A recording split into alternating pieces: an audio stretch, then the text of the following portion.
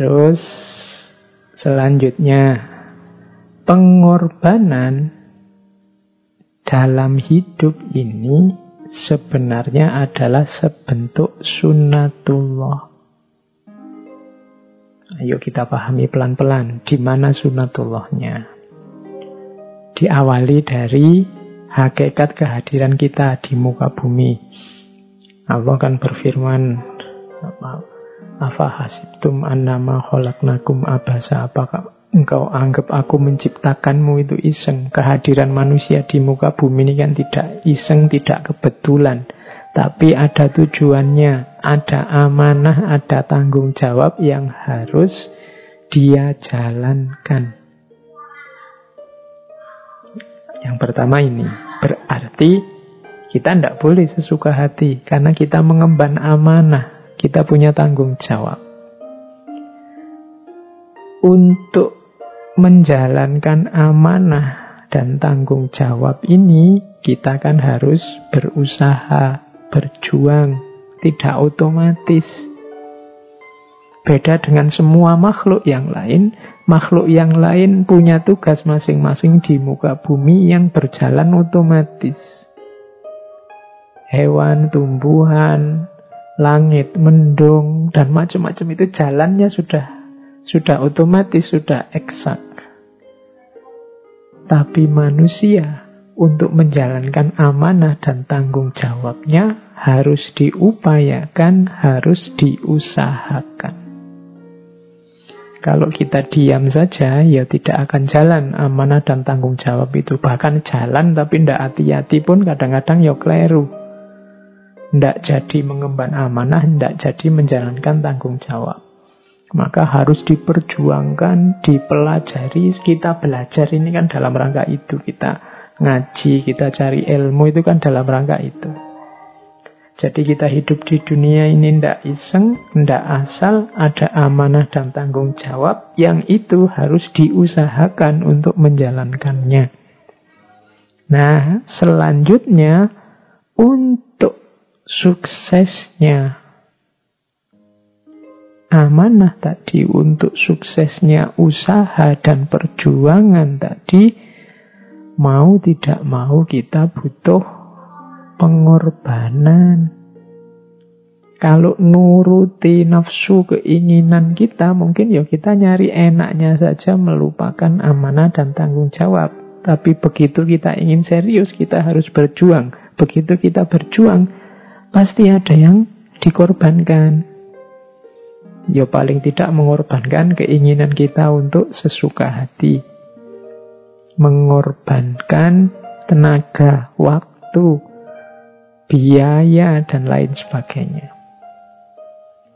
Nah, yang semacam ini sifatnya fitri. Kalau bahasa Inggrisnya necessary, niscaya, pasti begitu. Kalau kita tidak mau berkorban, perjuangan kita tidak sukses. Kalau perjuangan kita tidak sukses, amanah dan tanggung jawab tidak akan terlaksana.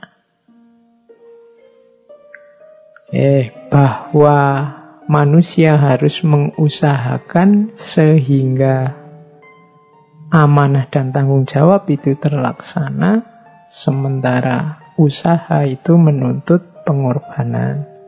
Itulah yang kita sebut nanti, oh ternyata pengorbanan itu sunnatullah. Orang yang tidak mau berkorban, nyari enaknya sendiri saja, ya tidak jadi sukses menjalankan amanah dan tanggung jawab. Hari ini kan banyak orang mengeluh, macam-macam yang dikeluhkan, macam-macam yang diproteskan. Itu kadang-kadang dari nada mengeluhnya kelihatan orang ini ingin enak terus.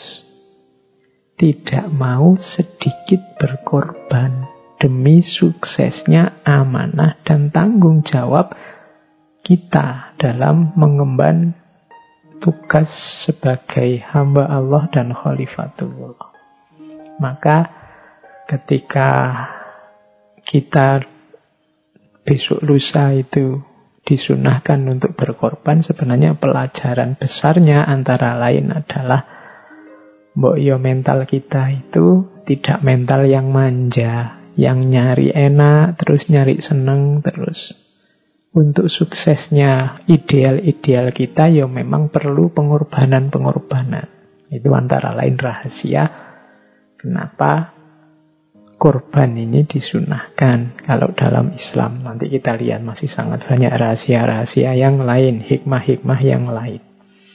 Oke, jadi teori pertama tentang pengorbanan, yaitu pengorbanan adalah sunnatullah. Yang kedua, ini teorinya masih mirip. Korban adalah modus dalam hidup untuk kita sukses. Nah, ini saya bawa 3 peribahasa sekaligus. 1 bahasa Inggris, 1 bahasa Indonesia, 1 bahasa Jawa. Mungkin teman-teman dari banyak daerah yang lain punya peribahasa masing-masing. Kalau dalam bahasa Inggris ada peribahasa there is no free lunch. Jadi tidak ada makan yang gratis. Jadi kalau tiba-tiba kok temenmu neraktir, kan itu nama lainnya itu. Ayo tak traktir, itu biasanya yo ono karepe, ada keinginannya. Jadi there is no free lunch itu tidak ada makan siang yang gratis.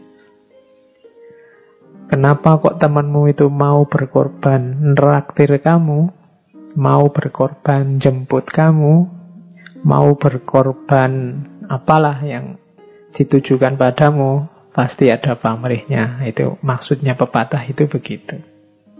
Jadi tidak ada makan siang yang gratis. Lah kok enak minta makan siang dong, apalagi tiap hari. Mesti ono karepe itu. Carilah pasti ada. Itu maksudnya peribahasa itu. Itu menunjukkan bahwa orang itu ya memang begitu. Kalau untuk sampai pada yang dia inginkan pasti ada yang dia korbankan. Ya kalau temanmu tadi ya dengan cara neraktir. Yang kedua, kalau ini dalam bahasa Indonesia, ini sering kita dengar kadang-kadang. Kalau ada orang ngomong, uang bukan segalanya, tapi segalanya perlu uang. Nah, ini saya analogikan tadi pakai korek. Dia butuh modal, butuh ada yang dikorbankan. Maksudnya teman-teman pasti sudah paham, saya tidak harus menjelaskan detail. Ada yang dari bahasa Jawa, Jerbasuki Mowo Beyo. Kesuksesan itu butuh biaya, butuh modal. Tidak bisa nyari enaknya saja, tidak bisa nyari senengnya saja sesuai keinginan kita. Jadi pengorbanan itu adalah modusnya hidup untuk sukses. Orang yang tidak mau sama sekali berkorban, orang yang hanya nyari enaknya sendiri terus dalam hidup, hati-hati, kemungkinan dia susah nanti suksesnya. Kenapa? Karena kesuksesan itu butuh pengorbanan. Jerbasuki Mowo Beyo. Apalagi hari ini ya, kalau teman-teman mahasiswa, teman-teman pelajar itu kan sedang galau luar biasa di era COVID ini, karena ada biaya tambahan untuk belajar, yaitu online, butuh kuota. Ada yang pakai Zoom, ada yang pakai Google, itu kan nambah biaya tambahan. Tapi ya situasinya memang begitu. Anggap saja wong mau ndak mau ya harus kita jalani. Diniati saja bahwa itu jihad kita, pengorbanan kita. Semoga nantinya akan lahir kesuksesan-kesuksesan yang menyusul karena rahmatnya Allah, sayangnya Allah melihat jerih payah kita hari-hari ini. Jerbasuki Mowo Beyo. Saya bawa satu teori, satu ilustrasi dari buku yang judulnya Think and the Tipping Point. Karangannya Malcolm Gladwell. Katanya Gladwell, dia ngitung untuk seseorang ini jadi ahli dan sukses di satu bidang, ya ini mungkin hitung-hitungan kira-kira. Katanya Gladwell, seseorang harus bekerja minimal 10.000 jam terbang. Kalau dihitung secara matematika, 10.000 jam terbang itu, kalau kita kerjanya 8 jam sehari, seminggu 5 hari, Sabtu minggunya libur, itu butuh waktu sekitar 4-5 tahun untuk jadi ahli. Ini teorinya silahkan didiskusikan sama teman-teman ya. Sekarang kan banyak ahli dadaan. Ada yang baru membaca 1 buku, 1 kitab, terus merasa ahli. Nah, ahli itu katanya Gladwell tadi dia harus punya 10.000 jam terbang. Berarti 4-5 tahun dia kerja keras mendalami disiplin yang dia inginkan. Itu minimal. Kalau agama ya berarti kamu mondok dulu deh minimal 5 tahun. Itu kalau pakai teorinya Gladwell.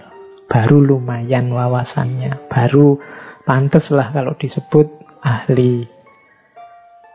Oke, ya itu cuma ilustrasi. Ya monggo teman-teman di analisis sendiri apa ya. Atau mungkin bagi yang kapasitasnya besar, cerdas luar biasa, ya mungkin tidak butuh 4-5 tahun lah, sebentar bisa ahli. Ya tapi kapasitas yang besar ini. Kapasitas ini kan setiap orang beda-beda. Mungkin ada yang lebih lambat karena mungkin disiplinnya susah atau kapasitasnya tidak terlalu besar.